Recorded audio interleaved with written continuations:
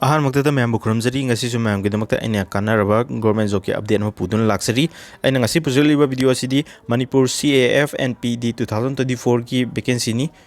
ꯍꯥꯏꯔꯤꯕ ꯚꯦꯀꯦꯟꯁꯤꯁꯤꯒꯤ ꯑꯞꯗꯦꯠꯁꯤ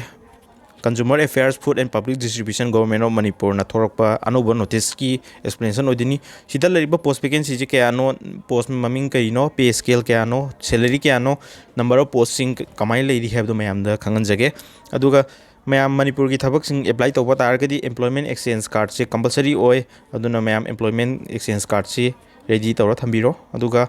exchange requisition number haina isai gi DC office employment exchange ki office tagi tum asiju loina lobu mathau tagani ko ma'am hajik government of Manipur Directorate of Consumer Affairs Food and Public Distribution Department na thokpa 9 February da thokiba notice da haije kaina matamda group C amadi group D gi post ki direct recruitment sing gi update ni asida advertise to give the 165 post hana advertise to ki aduga adugi result do post vacancy 130 gi oina thoani hana notification ji da hairi sida laiba post vacancy sing se kari no ha matamda mayam group C ki post haibijina graduation pass ki post odini group D ki post na 10 pass 12 pass ki driver sing ki post na singbo oiduni aduga mayam any government job ki preparation to batargadi test series thaba mathau tagani chapter wise subject wise topic wise thabasi textbook pass haiba TESTBOOK aba app sidagi thabi aduni TESTBOOK sida TESTBOOK pass pro hin leiri pass pro je hojik offer leiri sahi ma gi oina 351 rupees khata da leibi yagani code ti T2M aba code se sinabiyu maximum discount fangani ko aduga lifetime pass pro jina 2 years ki pass oidini 483 da fangani ai sigi TESTBOOK pass pro laina ba link sui description da hapcharamge comment da su pin to jaramge government job khudima ki previous question sida loina fangani aduga previous question singi analysis test mock test ki analysis su detail explanation galona na sida phajana phangani ko ma aduga sida laiba vacancy je auditor gi pay level si magi 9300 ki horoga 34800 oidini magi grade page na 4200 ogani number of posts ani ni ST gi vacancy ma SC gi ama ogani total post 130 ogani counselor gi post vacancy ama legani Quality Inspector की vacancy 15 लगनी lower division clerk नत्रगा office assistant की post vacancy 35 नी steno grade 3 की post vacancy अमा लगनी driver की vacancy 18 लगनी driver गुम्बा post ना 10 pass ना जो यादों नी दुगा driving license जो लाइबो के तवनी pion कम चौकीदार की जिना post vacancy 28 लगनी store handler की vacancy नहीं लाई दुगा pion की ना vacancy 19 नी चौकीदार की vacancy 3 लाई दो पिकर की vacancy ama sweeper की vacancy ama sumaina total the vacancy 130 leiri pay scale sing ju loina si leira mayam screenshot loge harba su lobu yarani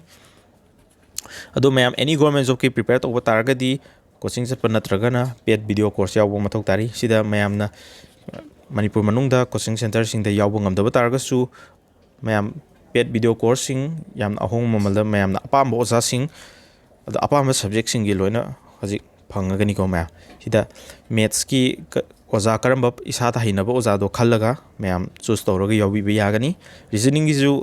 India manungda taiba oza singda mayam na YouTube ta phangba oza singda karamba oza nungai isa ga sana oza dugi afafa oza sing dugi mogi paid video coursing loin le English ki ju Rani mem na singba Neetu mem na singba mayam le general awareness ki computer gi SSC CGL ki tayar to dadi amadi CICCL ki tayar to da computer gi paper yawi ko ado asugumba update sing loina latest course oidini ko 2023-24 ki course nga to oidini si sing je mayam ahong mamalda phangani adi offline da coaching fee mayam thiraga yawbu ngamdaba singi di yamna opportunity ogeni ko aduga mayam SSC da hangiba previous question na singba leirik singi matang complete SSC gi leirik sing ju mayam piriba WhatsApp number jida text to view aduga dum leirik sing je yamna reasonable price ta yamna hongna phangani ko mayam leirik more than 50 PDF so deni sida phangdi PDF ki through deni ko sidi leirik oina pamaga di mayam bookstore chalaga lebiu ado leirik amam gi mamal sing je to khoina tongal leiru ka di mamani ayobuni aduna yamna reasonable price ta yamna hongna loge haiba taragadi WhatsApp number sida contact toroga SSC ga mari lenaba exam sing ga mari lenaba PDF sing phangbi yagani do mayam ꯑꯅꯧꯕ government job ꯂꯥꯛꯑꯒꯁꯨ update ꯑꯗꯨꯝ ꯄꯤꯖꯔꯛꯀꯦ ꯃꯌꯥꯝꯅ ꯆꯦꯅꯦꯜꯁꯤꯕꯨ subscribe ꯇꯧꯁꯤꯟꯕꯤꯔꯝꯃꯨ ꯚꯤꯗꯤꯑꯣꯁꯦ like ꯇꯧꯁꯤꯟꯕꯤꯔꯝꯃꯨ support ꯇꯧꯕꯤꯌꯨ ꯃꯌꯥꯝꯒꯤꯗꯃꯛꯇ ꯚꯤꯗꯤꯑꯣꯁꯤꯡ ꯃꯇꯝ ꯆꯥꯅ ꯑꯗꯨꯝ ꯁꯦꯝꯕ ꯉꯝꯅꯕ ꯍꯣꯠꯅꯖꯔꯛꯀꯦ ꯉꯁꯤꯒꯤꯅꯤ ꯑꯣꯏꯅꯗꯤ ꯃꯇꯥꯡꯁꯤꯗ ꯚꯤꯗꯤꯑꯣꯁꯤ ꯇꯦꯟꯁꯤꯟꯖꯒꯦ ꯊꯦꯡꯛ ꯌꯨ